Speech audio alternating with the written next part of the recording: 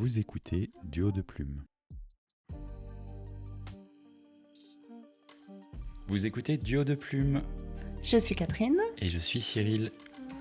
Alors Cyril, de quoi parle-t-on aujourd'hui ? Aujourd'hui, on a décidé de parler des audiobooks, de comment faire pour enregistrer l'audiobook, de tout ce qui tourne autour de cette thématique. Est-ce qu'on le fait soi-même ? Est-ce qu'on le fait produire par quelqu'un ? Ce genre de choses. Et puis, on va profiter un peu de ton expérience et de ce que tu as choisi de faire, parce que je crois que tu as commencé à enregistrer certains de tes titres ou faire enregistrer certains de tes titres. Oui, alors effectivement, j'ai une expérience qui est encore parcellaire parce qu'ils ne sont pas, au moment où on enregistre, encore distribués. Je suis encore en train de discuter, on va en parler un peu plus tard, avec les différents distributeurs, justement pour savoir par quel canal je passe pour les mettre à la disposition du public en attente, en délire. Mais effectivement, j'ai déjà passé par la case production. J'ai fait enregistrer. Alors moi, j'ai fait enregistrer. Effectivement, ça fait un peu partie des questions qu'on va aborder. Est-ce qu'on le fait soi-même ou pas ? C'est quand même, ça nécessite quand même du matériel et une compétence que clairement je n'ai pas. On rappelle que dans notre podcast, c'est toi qui gères toute la technique. Moi, je suis à peine capable de mettre mon casque sur les oreilles, donc ça serait compliqué. Toi, je pense que tu pourrais. Tu l'avais envisagé Non, c'est une option que j'envisage sérieusement. Le problème, et là aussi on va en reparler un peu plus tard dans l'épisode, le problème pour moi, si techniquement je saurais enregistrer et produire une version audio de mes bouquins, le problème après c'est la distribution. C'est comment tu atteins comment on dit, des lecteurs, des auditeurs ? Je pense qu'on dit des auditeurs. Donc comment tu distribues pour que les futurs auditeurs trouvent tes titres en fait ? Oui. Donc comment on va structurer l'épisode ? Peut-être qu'on... on peut commencer peut-être par donner quelques chiffres. Moi, j'avais envie de donner quelques chiffres, alors qu'ils sont des chiffres que je ne suis pas allée les chercher très loin. Donnons nos sources. Oui, alors bien sûr, on donne nos sources. L'année dernière, je l'avais déjà mentionné dans d'autres épisodes, je suis allée à la conférence des auteurs indépendants de Jupiter Phaeton, qu'elle donnait en novembre. Alors l'année dernière, c'était novembre 2023, qu'elle donnait à Paris, qu'elle redonne cette année d'ailleurs pour les gens intéressés, qui était extrêmement intéressante, où il y avait diverses conférences sur différents thèmes à destination des auteurs, essentiellement indépendants, mais pas que. Et donc, c'est pas une conférence sur les audiobooks, c'est une conférence... Non, c'est pour les écrivains. Ouais. Pour les écrivains, et qui aborde à la fois des thèmes de conseils sur l'écriture par elle-même, avec des profs, notamment il y a Lucie Castel, qui a l'ICAR, l'Académie l'ICAR, qui donne des cours d'écriture, donc qui a fait un topo sur, j'ai oublié d'ailleurs quoi, mais c'était super intéressant, enfin sur comment structurer un roman, enfin voilà. Et il y avait des thèmes qui étaient plus sur la promo, sur la gestion de la communauté, sur les réseaux, etc. Assez varié sur toute l'activité qu'on peut avoir comme auteur. Et il y avait l'audio, la conférence a été donnée par Jupiter elle-même. Et c'était vraiment super intéressant. Moi, c'était une des conférences que j'avais ciblées et qui m'avait quasiment fait venir à l'événement en soi, quoi, pour entendre celle-ci, parce que j'avais déjà dans l'idée de me lancer dans la production d'audio, et elle m'a vraiment convaincue. Alors pourquoi est-ce qu'elle m'a convaincue ? Parce que justement, en préambule, elle a donné des chiffres que je vais vous dire, qui sont donc les chiffres qu'elle avait donnés en 2023, donc qui sont les chiffres 2022. Donc après, on est sur une perpétuelle évolution. Mais à l'époque, en 2022, donc 57% des Français avaient déjà écouté du contenu audio. Au niveau des audiobooks, sur les genres qui sont le plus écoutés, on a les thrillers et polars, 42%. Ça colle un peu avec ce qui est lu aussi, quoi. Les thrillers, polars et le... Oui, alors sachant que je pense que la romance et le feel-good sont aussi beaucoup lus si on parle de genre, et ça, paradoxalement, pas en audio. Voilà, justement, pas en audio. Okay. La romance, elle est peu représenté. Et même le fameux genre de niche, mais qui fonctionne quand même très très bien, notamment en e-book, la romance de Noël, est très peu représentée. En numéro 2, on trouve la littérature en général, on va dire la blanche ou la non-genrée, et les romans de fiction, 37%. Et étonnamment, en numéro 3, les sujets d'histoire. Alors, d'histoire avec un grand H, 36%. Alors, très honnêtement, je ne sais pas ce que ça représente. Est-ce que c'est exactement les sujets d'histoire? C'est les romans historiques ou... Bon. Moi, je suis obligé de soulever un petit biais, c'est que ces chiffres qu'elle sort, ils sont quelque part un petit peu justement biaisés parce que pour produire ces audiobooks, il faut certains moyens et donc probablement que c'est des maisons de production, des maisons d'édition qui font ça. Alors, et donc ça change un peu le marché global, tu vois. Surtout qu'à l'heure actuelle, pour le marché francophone, on n'a pas accès directement, on va en parler en deuxième partie d'épisode, mais effectivement, on n'a pas accès à l'auto-édition d'audiobook. Donc, tu as tout à fait raison, je pense que ça biaise effectivement, et sans doute que ça explique pourquoi il n'y a pas la romance. Mais quand même, c'est un indicateur important, donc si on revient sur ces chiffres, tu disais quoi, 21% non, au global? Non, 21% c'est plus loin, on l'a dit en off, ne spoil pas. Je sais plus ce que c'est, mais c'est pas ça. Non, c'est la global, projection 2030. Oui, c'est ça. Comme tu écris très bien, j'arrive à lire à l'envers. Ah oui, voilà, rattrape-toi. Alors, c'était le thème suivant. Oui, mais tu voulais revenir sur... Non. Vas-y. Donc, finissons avec les chiffres. Finissons avec les chiffres. Donc, en 2022, la part du marché global du livre en audio, elle est toute petite. C'est 3,82%. On parle du marché francophone, français. Du marché francophone, ouais. Tout livre confondu, tout format confondu. Donc les brochets, les e-books et l'audio, c'est à peine 4%. Mais il y a une marge de progression qui est énorme, avec une croissance qui est estimée à l'heure actuelle à 26% par an. Donc ça veut dire que si on fait les projections, on ne va pas vous saouler tout l'épisode avec les chiffres, mais je trouve que c'est quand même vachement intéressant. Ça veut dire que si on projette avec une croissance qui reste stable et même pas une croissance exponentielle, en 2030, le livre audio sera à 21,39% du marché du livre. Donc le chiffre que tu as annoncé avant, c'était 4%. 4%, c'est tout que l'audio confondu. Non, tout confondu. C'est l'audio par rapport au... il y a 4%. Sur 100 livres vendus, tout format confondu, il y a 4, c'est de l'audio. Ok, ça y est, je comprends mieux. Donc en 2030... Cette part-là, elle augmenterait si l'évolution... En 2030, un livre sur 5 sera un audiobook. Un livre sur 5 vendu sur le marché francophone. Et puis, tout à l'heure en off, tu m'expliquais que cette progression, elle se fait aux dépens d'autres formats. Voilà, alors c'est toujours, en tout cas, ce qu'on peut supposer, parce que finalement, on n'est pas Madame Irma et puis on n'en sait rien. Oui, on est bien obligé de travailler sur des projections. Exactement, mais ce que disent les experts, c'est que nécessairement, la part qui va être gagnée par l'audiobook, elle va l'être au détriment d'un autre format, et ce serait plutôt au détriment de l'e-book. Donc on aurait quand même une stabilité probable du marché en brochet, mais l'e-book, les lecteurs d'e-book se transféreraient sur l'audio. Donc c'est quand même assez intéressant, je trouve, pour notamment les auteurs indépendants, pour si on réfléchit un petit peu à l'avenir, et je pense que c'est intéressant de se dire l'audio, comment je peux faire pour mettre mes romans au format audio.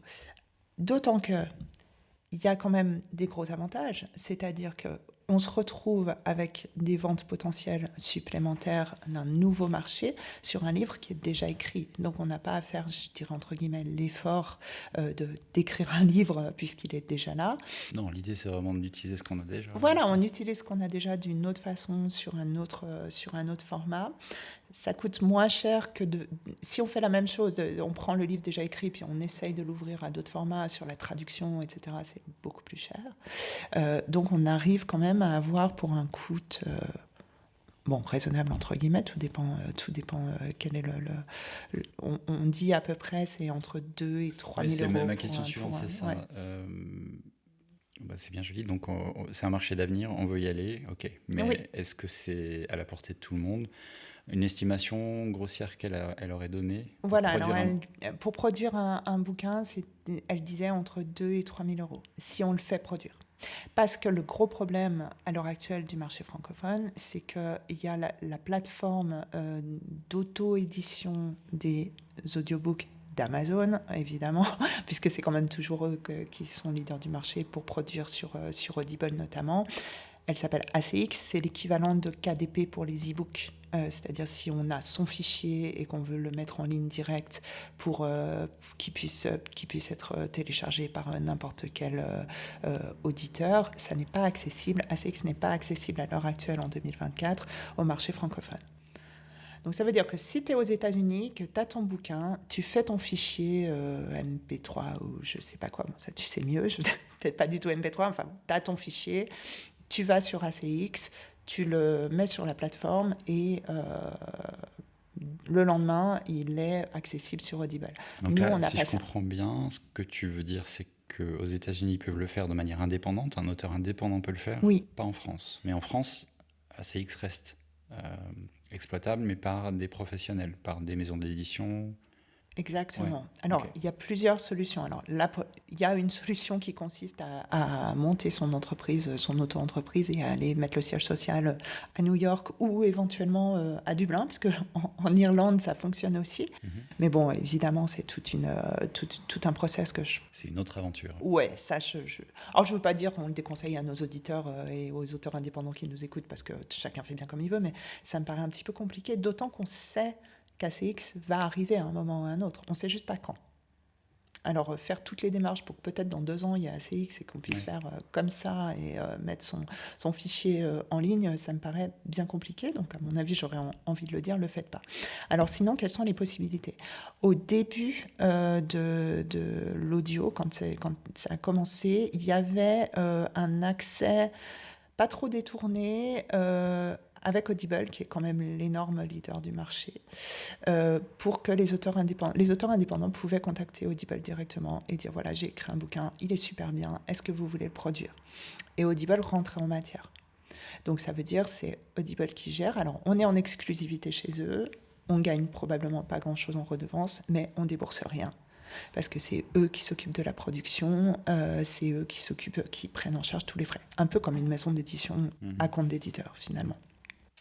Je pense qu'ils ont été assez submergés de demandes, et puis ça demande beaucoup de paperasse, beaucoup de choses compliquées. Donc ils ont un petit peu fermé la porte. C'est-à-dire que maintenant, à titre personnel, je m'étais un peu renseignée, j'avais pris contact avec eux, et c'est encore possible en tant qu'auteur indépendant de se mettre en lien avec eux et d'être produit par eux, mais il faut leur apporter 5 titres déjà produits. Donc, ça veut dire que tu dois payer toi, un narrateur, ou le faire toi-même. Mais attention, parce que si tu le fais toi-même, il y a quand même des critères de qualité qui font que c'est quand même, à mon avis, professionnel, mais des critères qui font qu'ils peuvent te refuser. Normalement, si tu passes par un narrateur professionnel, il a déjà les critères Audible techniques.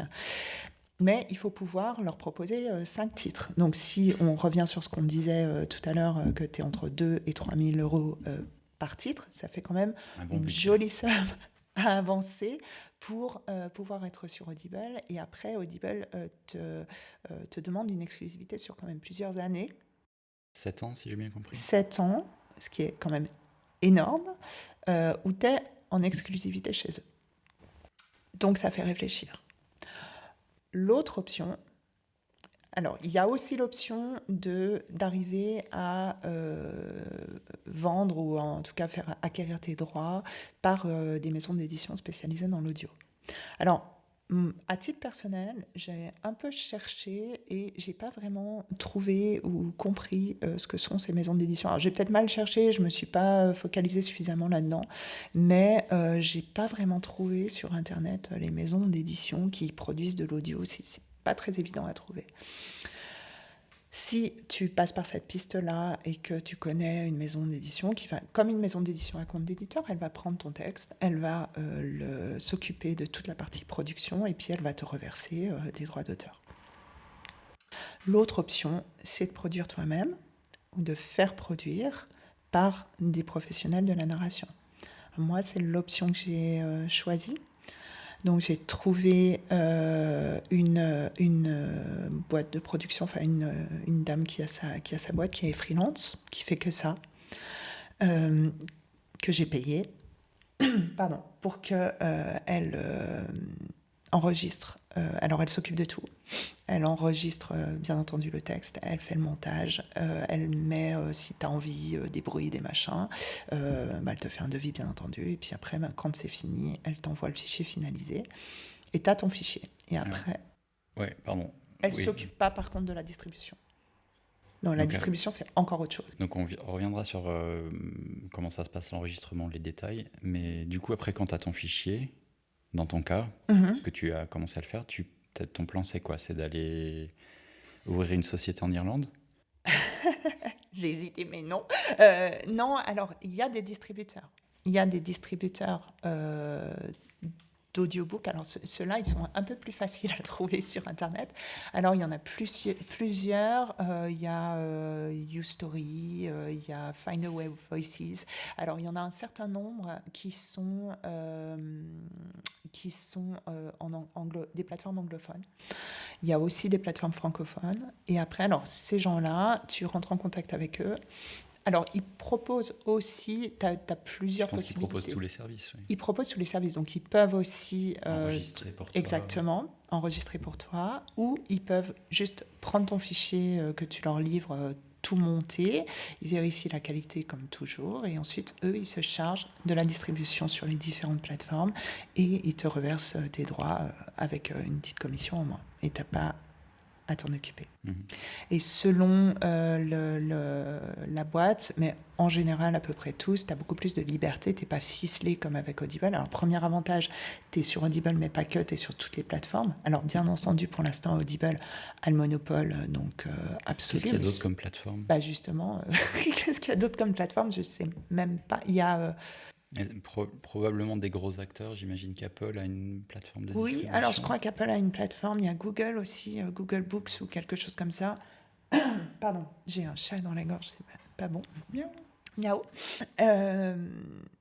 Pour l'instant, j'avoue, oui, il y en a plein. C'est-à-dire qu'en fait, quand tu rentres en contact avec ces boîtes-là, ils te font l'article un petit peu. Donc, ils te montrent leur catalogue. Et tu as 25 plateformes où je pense qu'il y a 2 auditeurs par an. Voilà. Enfin, peut-être pas, j'en sais rien. Mais, alors, si on essaie de faire un état des lieux, par exemple, toi, est-ce que tu consommes de l'audiobook? Et dans ce cas-là, où est-ce que tu vas le prendre? Audible. Tu vas quand même sur Audible. Ouais. Donc, je pense que c'est la majorité des gens qui fait ça. Je pense que c'est la majorité des gens. Donc, si tu vas être sur Audible, mais pas être lié à eux pendant 7 ans et leur laisser prendre la majorité de tes droits, le mieux, c'est quand même de passer par ce genre de boîte de distribution, je pense. Si tu as un budget, oui. Après, voilà, c'est toute une question... Ah oui, alors tu payes... Alors, si tu as un budget, j'entends, c'est-à-dire que tu dois déjà... Tu payes la production. Oui, voilà, d'accord. Mais une fois que tu as ton fichier, pardon. Une fois que tu as ton fichier, ça dépend justement, et c'est pour ça que pour l'instant, j'en suis, moi, à cette étape-là. J'attends un petit peu de voir parce que j'ai plusieurs pistes. Il y a des producteurs où ça ne te coûte rien.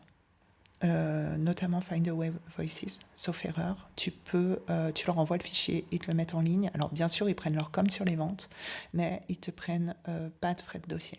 Donc c'est assez séduisant sur le papier.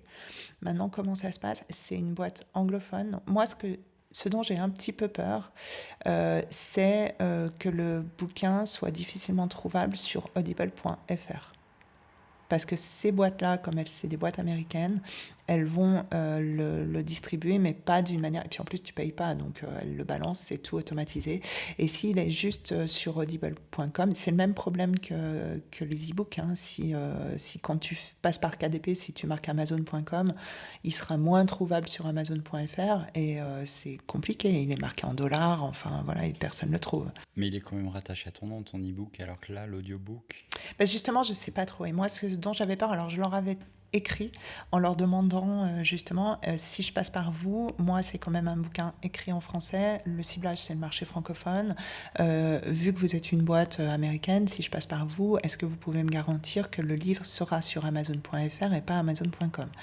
Et ils m'ont répondu sans trop se mouiller en me disant nous, Amazon, Audible pardon, et ils m'ont répondu que c'était sûr qu'ils seraient sur audible.com et qu'après, c'était pas eux directement qui décidaient des titres qui étaient spécifiquement sur le catalogue.fr, c'était Audible. Beaucoup de parties Donc voilà, donc ça m'embête un peu parce que je me dis, d'accord, c'est bien joli de dire je vais faire distribuer gratos, mais si le bouquin il est trouvable nulle part et qu'on n'en vend aucun, on n'a pas gagné. Après, il y a des distributeurs francophones qui, effectivement, prennent des frais de dossier. Alors, si tu n'as qu'un titre, à la rigueur, pourquoi pas? Moi, le problème, c'est que j'ai pas mal de titres en production et je veux faire notamment les Emma Paddington. J'ai déjà le 1 qui est fini, j'ai le fichier terminé. Emma, c'est une série de 5 déjà? C'est une série de 5. Vengez Vicky, il est aussi, on est à bout touchant, il est quasiment fini. Et puis après, l'idée, c'est d'enchaîner. Alors, c'est intéressant, Vengez Vicky, parce qu'il est édité chez Slatkin. Et puis, du coup, la version audio, ça serait par leur entremise ou c'est toi de manière indépendante? Non, alors là, c'est plus une question de contrat. C'est-à-dire que quand j'ai signé mon contrat chez Slatkin, j'ai gardé mes droits numériques. Ils ont bien voulu me laisser mes droits numériques. Donc les droits numériques, ça inclut les e-books et audio. Donc, ce qui était tout à fait élégant de leur part, et je les remercie ici. Et donc, on a fait une sortie simultanée. Le roman est sorti la semaine dernière. On a fait une sortie simultanée. Félicitations. Merci. On a fait une sortie simultanée du brochet, donc bien entendu édité par Slatkin, toute la gestion faite par Slatkin, et de l'e-book que j'ai sorti le même jour. Moi, alors bien entendu, les deux sont rattachés sur les plateformes. Alors même couverture, ça aussi, c'est quelque. Alors j'avais déjà fait ça pour les inexistants et pareil avec BSN Press, que je remercie aussi. J'avais demandé à utiliser la couverture. Alors j'ai enlevé, mais c'est subtil. Mais si on regarde sur les plateformes, notamment Amazon, on a les deux bouquins. Quand on est sur la version e-book, il n'y a pas le logo Slatkin. Mais sinon, ils m'ont autorisé à utiliser la même couverture, ce qui est commercialement totalement cohérent. Et quand j'aurai l'audio, je vais aussi utiliser la même couverture quand ce sera finalisé pour que les lecteurs puissent avoir le choix entre les différents formats. Je ne sais plus quelle était ta question au départ. Non, ma question c'était de comment tu as séparé les droits, justement, comment tu as réussi à produire l'audio pour Vengez Vicky alors que le brochet est édité chez Slatkin. Ouais, donc voilà, comme ça. Après, toutes les maisons d'édition sont pas d'accord avec cette manière de faire. Je pense qu'on peut conseiller à nos auditeurs, auteurs, à chaque fois qu'ils vont négocier un contrat d'édition avec une maison, si la maison n'est pas très engagée dans la promotion numérique, si elle ne produit pas spécialement bien, ou c'est pas sa marque de fabrique de faire des e-books et de les promouvoir, qu'elle est plutôt sur le brochet, à ce moment-là, ça fait vraiment du sens de prendre en charge ça soi-même et donc de récupérer ses droits. C'est exactement le message que j'avais fait passer et ils ont accepté parce que vraiment, en toute transparence, ils m'ont dit que on sait très bien que les maisons d'édition à compte d'éditeur, quand ils ont un catalogue e-book, souvent il est assez cher parce qu'eux, ils ont des frais autres que nous, on n'a pas en tant qu'auteur indépendant. Donc le titre en e-book d'une maison d'édition, je pense qu'on l'a tous remarqué, il est quelques francs de moins que le brochet. Donc tu te dis, pour gagner 4 francs, je préfère l'avoir en brochet. Et ce qui fait qu'en général, la plupart des maisons d'édition traditionnelles vendent peu en e-book. Donc, il n'y a pas un énorme manque à gagner pour eux. Et au contraire, alors nous, on peut se permettre de le mettre un peu moins cher. Mais du coup, tu maîtrises ta promotion. Et tu maîtrises ta promotion. Et c'est exactement ce que je leur ai expliqué. Il y a un retentissement sur les ventes du brochet aussi. Mais évidemment, voilà, parce que c'est sur la même fiche produit. Donc, et ça, ils l'ont tout à fait compris. Et alors, on va voir ce que ça donne. Mais c'est certain. Enfin, je sais déjà que des e-books, je vends plus. Enfin, mes titres qui sont en e-book de maisons d'édition, j'ai quelques titres qui sont en e-book produits par les maisons d'édition. Ils sont plus que les brochets. Ouais. Mais les ventes, c'est rien à voir, quoi. On a bien un petit peu digressé, mais Total. donc du coup, ce bouquin-là, tu vas pouvoir produire. Donc, si on revient un petit peu en arrière, donc ça te fait les 5 Emma Paddington, donc tu as au moins 5 titres plus Venge Vicky qui est Vangévique. quasiment prêt, donc tu as au moins 6 titres Oui. que tu aurais en audio, puis maintenant, ton Enfin, problème, c'est... j'ai pas encore produit les autres, donc je peux pas aller vers Mais c'est Audible. c'est le but. Puis maintenant, Mais ton c'est le problème, but. c'est de trouver le moyen de distribution. Oui, alors c'est surtout de choisir. Parce que j'ai trouvé plusieurs pistes. De Maintenant, choisir c'est entre les de pistes. choisir voilà, lequel je prends. Parce que voilà, il y en a qui sont un peu plus chers, mais dont j'ai l'impression qu'ils sont plutôt plus pro et plus réactifs. Ceux qui sont moins chers, voilà, normalement, Emma Paddington, le tome 1 aurait dû sortir. Il est prêt depuis pas mal de temps. Hein. Il est prêt depuis le printemps dernier. Donc là, on enregistre, on est fin août. Je pense le fichier, je l'ai depuis mai, quelque chose comme ça. Okay. Et voilà. Du coup, ça traîne. On en profite, j'en profite pour interjecter. Vas-y. Parce que pour moi, la matière croustillante, c'est comment tu t'y prends pour faire un audiobook qui soit de qualité. Moi, j'ai pas beaucoup d'expérience avec les audiobooks. Je parle en tant qu'auditeur ou lecteur.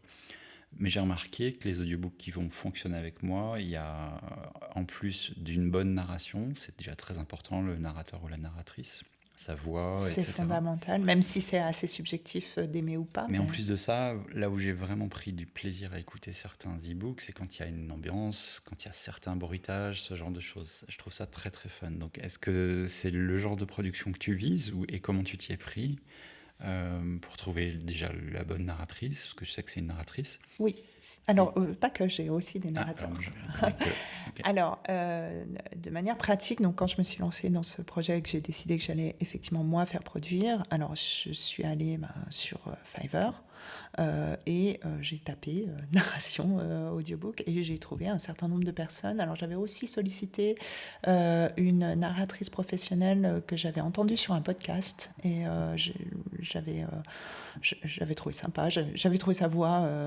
plutôt, ça passait bien, donc je l'ai contactée aussi, elle est française, c'est une narratrice indépendante. Et puis un certain nombre de personnes que j'ai contactées sur Fiverr.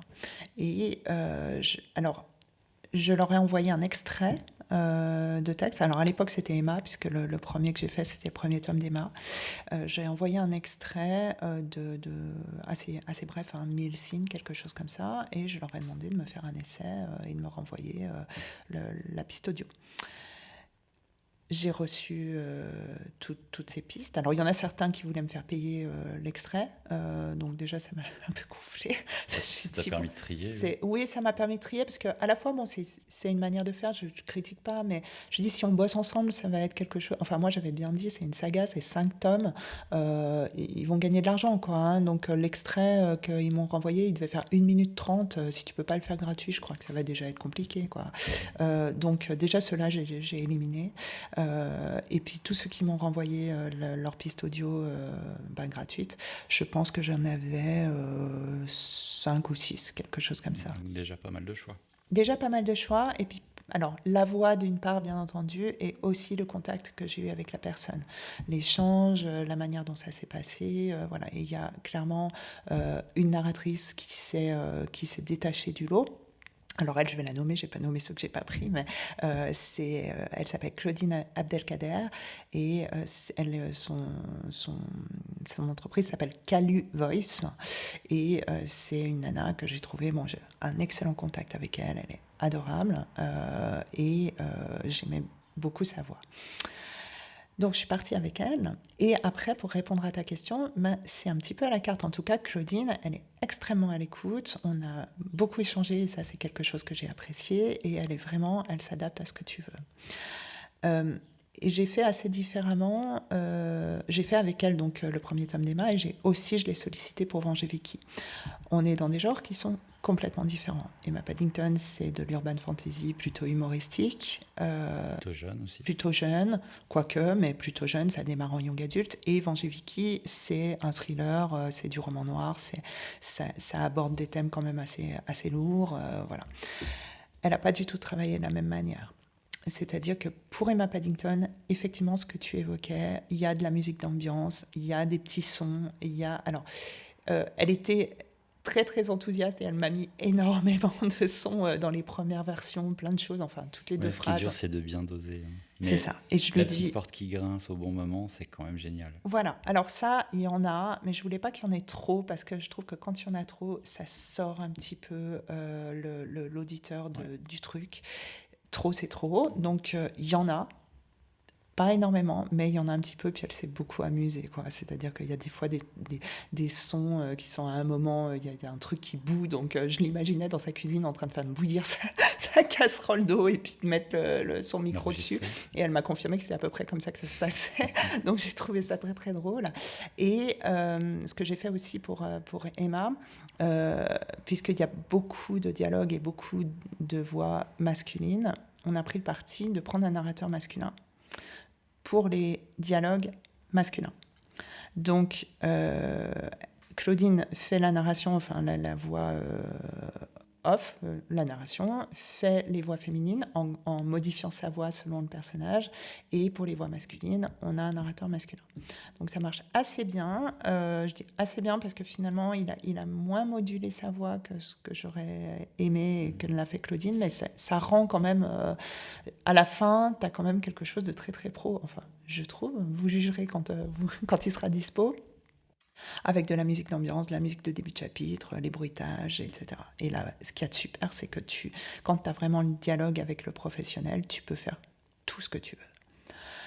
Pour Venger Vicky, où on est dans une autre ambiance, on n'est pas sur le fun, je voulais quelque chose qui mette vraiment en avant le texte. C'était le texte qui était important en premier et je voulais surtout un ton qui soit en cohérence avec l'ambiance, avec une atmosphère un petit peu lourde, je sais pas, mais voilà, il y a du suspense, il y a de la tension. Si tu mets de la musique ou des trucs ou une porte qui grince, ça te sort trop de cette tension qui est générée par le texte, à mon avis. De même, au début, Claudine m'avait proposé, elle m'a dit, bon, est-ce qu'on fait comme on a fait pour Emma? Est-ce que les lignes de dialogue à l'intérieur, je fais la narration et on met pour les voix masculines un homme. J'ai choisi de ne pas le faire parce que Venger Vicky, il y a 3 lignes narratives. Il y a Vicky qui est une adolescente, qui est enfant au début, mais c'est à la 3e personne toute cette partie du texte, mais c'est centré sur Vicky.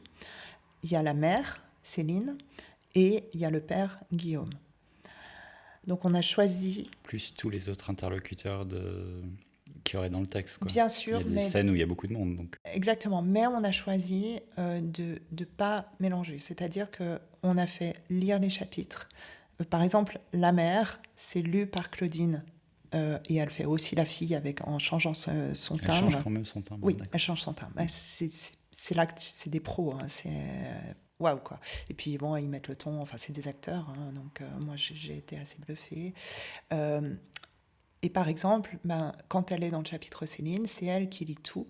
Et s'il y a des voix masculines, elle les fait aussi, en changeant un peu son timbre, mais sans chercher à contrefaire, parce que ce serait ridicule de prendre une voix masculine. Mais elle change le timbre pour bien indiquer au lecteur, à l'auditeur, pardon, qu'on change de personne qui parle, surtout que je ne mets pas tout le temps des incises dans ma manière d'écrire.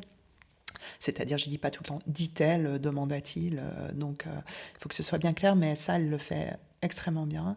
Et on n'a pas de voix masculine qui viennent interférer, etc. On a juste pris un narrateur masculin pour le père. Mmh. Donc c'était beaucoup plus simple à produire, beaucoup plus simple à monter pour elle. Ce qui est un autre avantage. Ça m'amène une autre question, c'est est-ce que le prix de la production va être différent si tu as plusieurs voix comme ça, ou si c'est la même personne, le même narrateur ou la même narratrice qui fait toutes les voix? Est-ce que le prix va varier si tu as des effets sonores en plus? Alors oui, sur le prix, sur les effets sonores, etc., c'est plus difficile de voir parce que finalement, j'ai pas fait une version sans et une version avec. J'ai demandé la version avec, donc il y a le montage, la production, et puis elle te donne un prix qui comprend tout ça. On peut supposer de manière assez logique que s'il y a moins de travail sur le texte, au niveau de la production, c'est moins cher. Après, oui, le narrateur masculin, alors c'est elle qui a fait le recrutement. Ce qui était aussi intéressant, elle a vraiment joué les maîtres d'œuvre, entre guillemets, c'est-à-dire que notamment pour Venger Vicky, où il y avait des grosses parties qui sont qu'un homme. Elle a fait un appel d'offres, elle aussi. Elle a fait ce que moi, j'avais fait pour la trouver, elle. Elle a envoyé un texte qui a été lu. Alors, elle m'en a proposé, je crois, il y en avait une quinzaine. Et j'ai choisi parmi les 15, et chacun a son tarif. Parce que elle, je la paye pour sa partie. Alors, tu payes au nombre de mots, en fait. Donc, et puis après, tu payes la prod. Tu payes aussi le travail préliminaire sur le texte, parce qu'il y a quand même tout un travail où elle va lire, elle va annoter, elle va voir comment elle va dire les choses. Et donc ça, et c'est normal, tu le factures, c'est du temps passé. Et après, la personne demande son tarif, le tarif qu'elle estime pour le nombre de mots que tu as proposé pour sa partie. Les tarifs qui sont extrêmement variables selon, j'ai du simple au quintuple. Enfin, c'est vraiment très surprenant. Donc après, marché qui naît, ça me semble assez logique. Oui, donc après, je dirais que ça, finalement, ça dépend de ton budget. Mais on reste... Bon, moi, après, c'est pas des romans fleuves, hein, c'est pas des romans de 800 pages non plus. Bon, même si Emma Paddington, on va multiplier par 5, donc ça oui, va mais faire du budget. Ça reste des tomes assez courts. Ça reste des tomes assez courts. Effectivement, l'estimation évoquée en début d'épisode de 2 à 3 000 euros par tome, c'est à peu près ça. Tu rentres dedans. Ouais, c'est à peu près ça. Donc, évidemment, c'est un budget. C'est pas quelque chose qui, à mon avis, est à faire. Enfin, à part si on a 2500 balles et qu'on veut se faire plaisir, et voilà. Mais je pense que c'est vraiment quelque chose qui est réservé aux écrivains professionnels qui sont dans un objectif de carrière avec plusieurs livres, etc. Pour un seul livre, on risque de jamais rentrer dans ses frais, à mon avis. Alors ça me fait rebondir, du coup, pour introduire ma question. J'ai eu la chance hier d'avoir été invité au vernissage pour Venger Vicky. Et merci beaucoup d'être venu. Mais alors, à cette occasion, j'ai pu t'écouter lire ton texte. Et c'était franchement pas mal. Donc ma question, c'est pourquoi ne pas l'enregistrer soi-même en admettant qu'on ait le micro, le setup technique, ou qu'on apprenne à le faire d'une certaine façon. Peut-être que tu peux réduire les frais en enregistrant toi-même c'est certain. l'audio. Et pourquoi juste parce que moi, personnellement, si j'avais pas envie de prendre ni envie de prendre ce temps-là, ni je m'y connais techniquement, etc. Alors, mais ma question, c'est pas quelque chose... Si tu sais le faire, faut le faire. D'un point de vue technique, par exemple, tu aurais pu t'appuyer sur moi, puisqu'on collabore de manière... pour faire le podcast. Donc techniquement, tu pouvais te décharger de ça et te contenter de faire la voix. Mais je pense... Alors peut-être que ta réponse, ça va être aussi que tu voulais une certaine qualité et qui serait au-dessus de ce que toi, tu saurais faire, peut-être, je sais pas. Alors, je pense. Mais après, alors encore une fois, je crois que c'est chacun sa compétence. Je ne suis pas actrice. Quand je vois quand même le travail de Claudine sur la voix, sur la manière de lire le texte, enfin, ça n'a rien à voir. Ouais. Vraiment, ça n'a rien à voir. Parce que le ton... Alors oui, moi, en effet, je pensais être capable de lire un texte, surtout quand je l'ai écrit, que je le connais par cœur, de lire un texte face à une assemblée comme ça sur une soirée. Mais le dire, le narrer sur toute la longueur, en mettant le ton, en mettant les pauses. On parle de 6-7 heures d'écoute, hein, donc ça fait beaucoup de... Et puis bon, après, tu dois monter. Donc à chaque fois, tu as un petit soupir qui va pas. Parce que le boulot... parce que ce qu'il faut voir, c'est qu'une fois le fichier, c'est quand même un travail qui est en plus de très très longue haleine. Déjà avec une professionnelle. Combien de temps ? Alors, franchement, j'ai pas compté, mais c'est un nombre d'écoutes. Tu le réécoutes, parce qu'elle t'envoie un premier fichier qui est son premier jet, entre guillemets. Enfin, elle a déjà fait quelque chose de... Son premier montage, quoi. Son premier montage. Tu l'écoutes avec le texte, et puis il y a plein de petits trucs.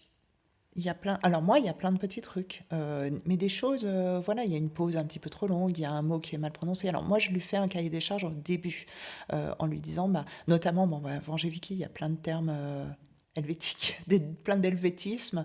Il y a quelques noms qui sont un peu suisse-allemands, etc. Donc bon, je veux dire, Claudine, elle habite dans la Loire.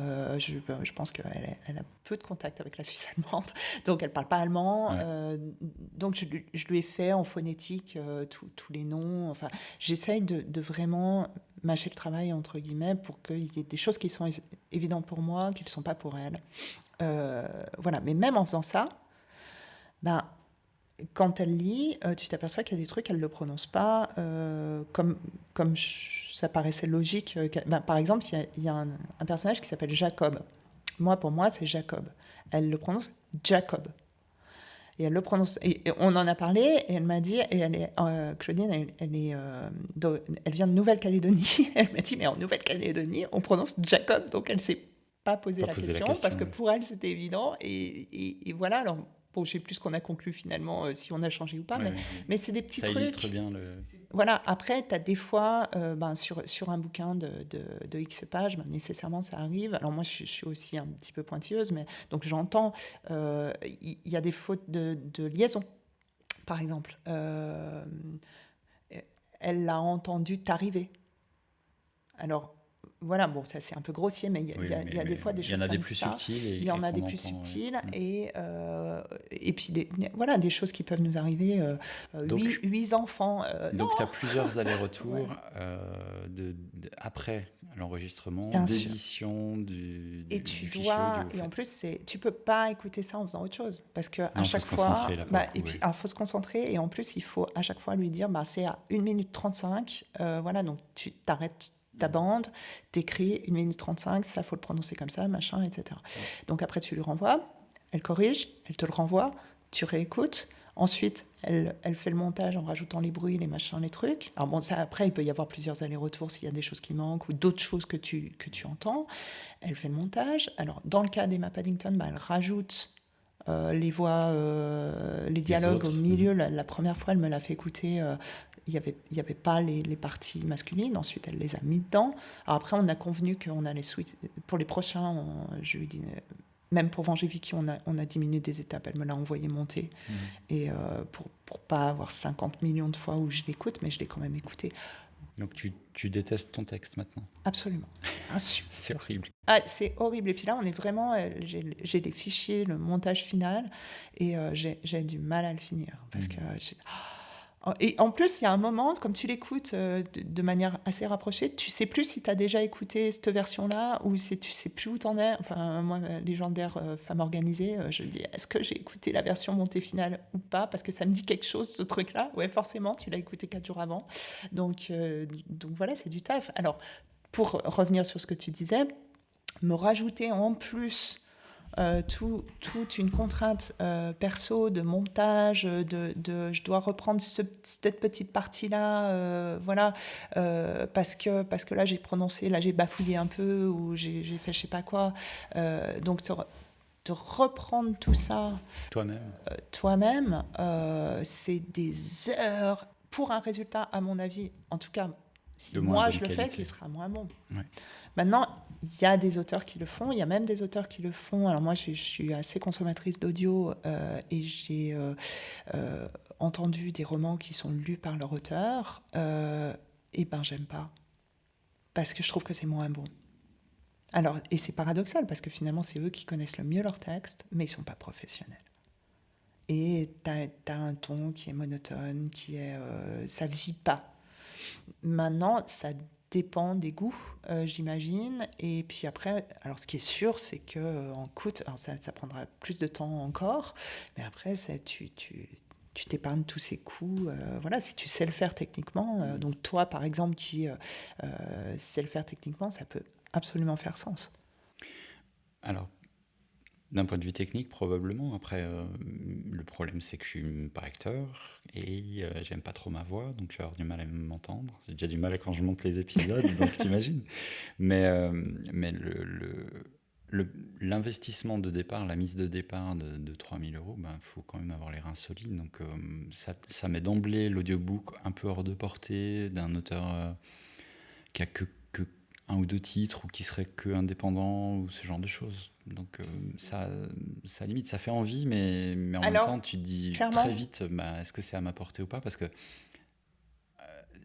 même si c'est une estimation basse, on dit que tout compris, ça coûterait que 2500 balles. Avant de gagner 2500, enfin avant de les regagner, de rembourser cet investissement, il risque de se passer du temps. Tout dépend aussi de la promo. Alors, c'est bien parce que ça me fait rebondir sur peut-être la dernière partie de cet épisode. C'est des questions autour de la promotion de l'audiobook. Est-ce que tu le promeus différemment des autres versions? Est-ce que tu le fais en parallèle? Est-ce que tu fais les lancements en même temps? Qu'est-ce que tu as ressorti de tout ça, toi? Alors, sachant, encore une fois, je rappelle que pour l'instant, il n'est pas sorti, donc je suis encore sur quelque Déjà, on chose. sait que c'est pas en même temps. Alors, c'est pas en même temps et j'aurais voulu. Alors, pour reprendre aussi les conseils de Jupiter Phaeton, qui sont des conseils très pratiques, puisque elle a un certain nombre de ses titres qui sont en audio.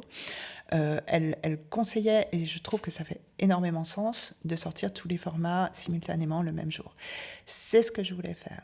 C'est pour ça que j'ai demandé à Claudine, quand on a bouclé le premier tome d'Emma Paddington, j'ai dit, bon, on suspend pour l'instant, on ne fait pas le 2 tout de suite, on intercale Vengez-Vicky pour Vengez-Vicky pouvoir le sortir en même temps que les autres.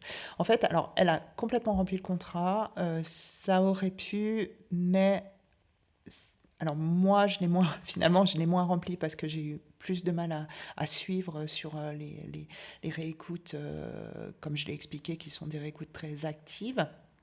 Et le distributeur que j'avais un petit peu ciblé, donc c'est pour ça que là maintenant, le distributeur, voilà, il a fait traîner, il n'était pas très réactif, ce qui me fait hésiter. Maintenant que c'est tout bon, le distributeur m'a dit c'est ok, j'attends votre feu vert, j'attends vos fichiers, et c'est moi qui me suis dit... Vu ce qui s'est passé avant, Voilà, vu ce qui s'est passé, maintenant le Vengez-Vicky est déjà sorti, donc de toute façon c'est entre guillemets fichu pour une sortie simultanée.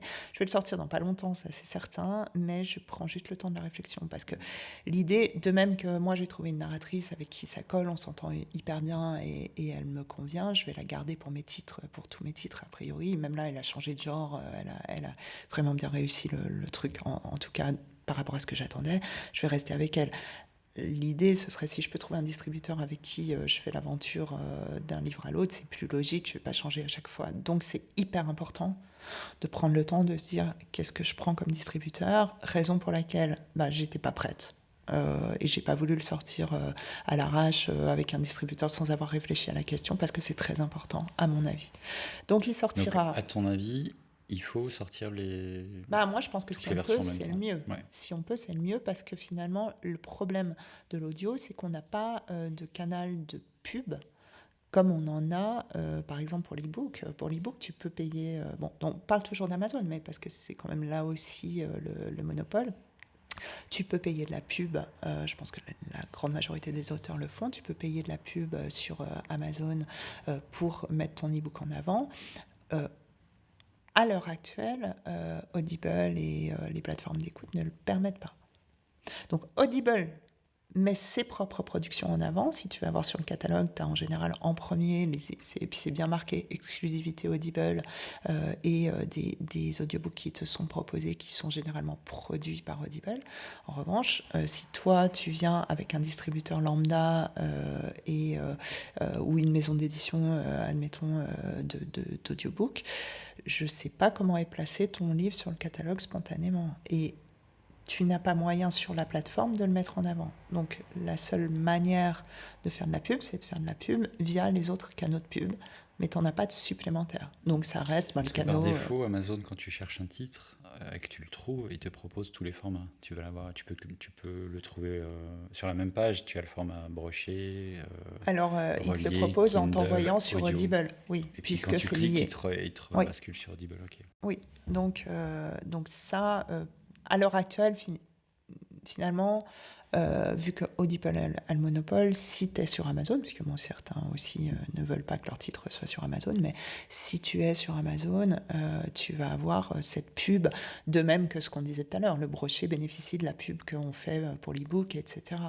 Donc, d'où l'intérêt, à mon avis, d'essayer de les sortir simultanément, mais c'est une sacrée organisation, parce que déjà un lancement, c'est quand même une organisation pas négligeable, même quand c'est un lancement mixte.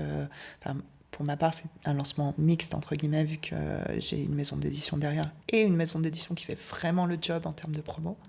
Là, c'est vrai que Statkin, ils sont super pour ça. Il y a une nana qui s'occupe que de la promo, donc ils sont super réactifs, on est en lien, enfin c'est top, ça, vraiment, c'est que du bonheur. Toutes les maisons d'édition ne le font pas et c'est dommage, mais là, c'est vraiment un sans faute. Donc, moi, j'en fais aussi. Donc, c'est synergique. Ouais. Mais encore faut-il avoir le canal pour le faire, et pour l'instant, ça n'existe pas. Je pense que quand ACX sera accessible, ça changera la donne pour beaucoup de choses. Mais tu auras quand même le problème de la promotion. Ça dépend. Promotion au sens de faire découvrir l'audiobook. On peut supposer que quand il y aura ACX qui sera accessible, il y aura aussi une possibilité de payer de la pub, comme on le fait pour les e-books. Et Les que Américains ont ça, enfin, sur le marché américain. Je crois. Ouais, ok. Ouais, alors, je le dis avec précaution, mais je crois. Avec des guillemets, oui. Oui, mais je crois. Et puis ça serait logique aussi, enfin ça serait tout dans l'intérêt d'Amazon qui, rappelons-le, est quand même pas une entreprise juste altruiste et qu'ils sont là pour gagner de l'argent. Et donc je pense que la pub des e-books, ça leur fait gagner beaucoup d'argent. Donc pourquoi est-ce qu'ils s'en priveraient sur l'audio? Je ne vois pas. Ok, alors, si je résume un peu tout ce que tu m'as raconté, c'est-à-dire 2-3 minutes sur les audiobooks. Voilà. J'ai beaucoup parlé, comme d'habitude. On sait que c'est un marché, même dans la francophonie, qui est vraiment en train d'exploser. Quand on parle de 25% d'augmentation par année, c'est quand même des chiffres importants d'un point de vue business. Ouais. C'est énorme. On sait que d'ici à 2030, donc c'est pas si loin, c'est à l'heure où on enregistre dans 6 ans, à l'heure où ça sera diffusé peut-être dans 5 ans. Ouais. On sait que ça sera 1 livre sur 5, tout confondu, qui serait en format audiobook. Donc, on ne peut que encourager les auteurs à essayer d'avoir une version audiobook de leur bouquin. Après, il y a encore quelques limites, parce que le marché est en train de se développer, et il y a ce problème du monopole. Il y a toujours la voie de l'indépendance qui est possible, et de l'indépendance, que ça soit j'enregistre moi-même parce que je sais faire, et que j'ai confiance et que je veux réduire les coûts. J'ai confiance dans ma façon de le faire et je veux réduire les coûts. Ou je délègue. Me sers, je délègue Ouais. et j'utilise un professionnel. Ça a un certain coût, mais après j'ai mon fichier à moi et j'en fais ce que je veux. Donc il y a ces deux possibilités-là. Et puis la dernière chose, ça serait dans l'idéal de prévoir des sorties simultanées pour tous les formats.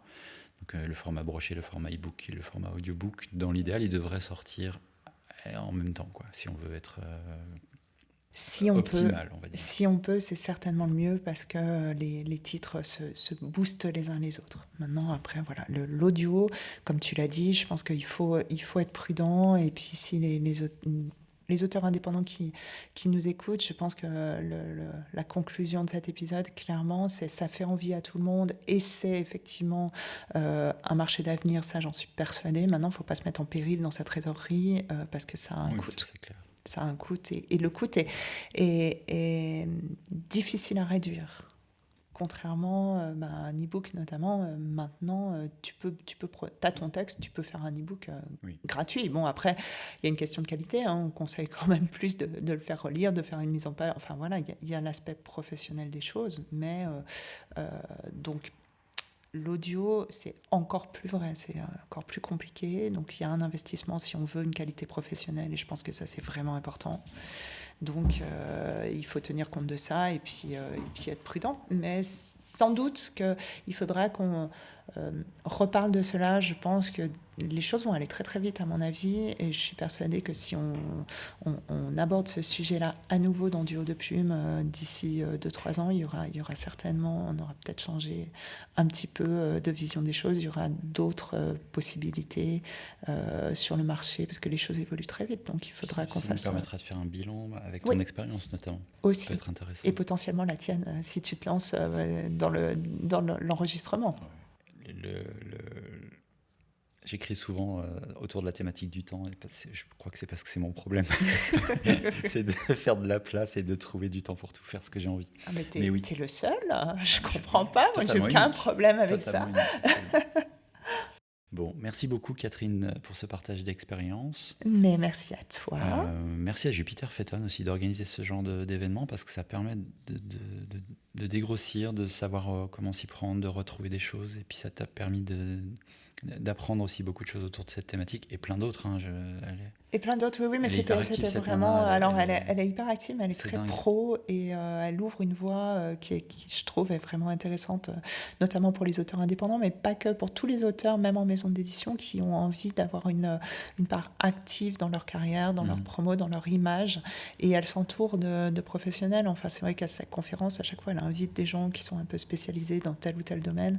C'est super vivant, interactif. Enfin, moi, j'ai trouvé passionnante cette conférence. Donc si vous avez la possibilité, alors bon, là c'est novembre, donc je pense que le temps qu'on diffuse l'épisode pour 2024 ce sera râpé. Mais J'ai l'impression qu'elle fait ça tous les ans, donc alors tous les ans depuis l'année dernière, donc j'espère que ça, fait voilà, tous les ans. ça fait tous les ans pour l'instant. Mais ouais, ok. Et franchement, c'est ultra enrichissant.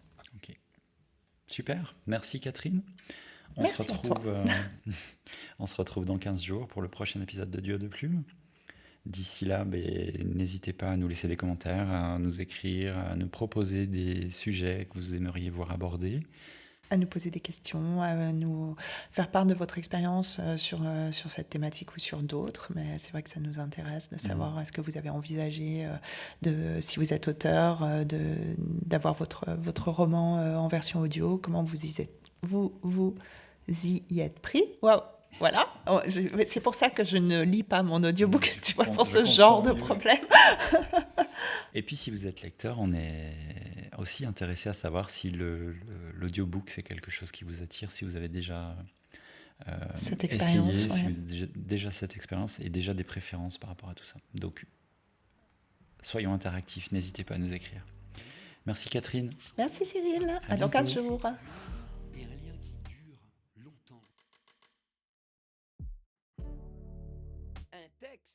C'est un ruisseau, par moments il est très lent, par moments il va très fort. Tous les abrutis de marcheurs au pas de loi que vous êtes devraient lire les livres au lieu de les brûler. Mais vous couchez avec tous vos auteurs, dites-moi. Je ne bosse plus du tout avec des connards.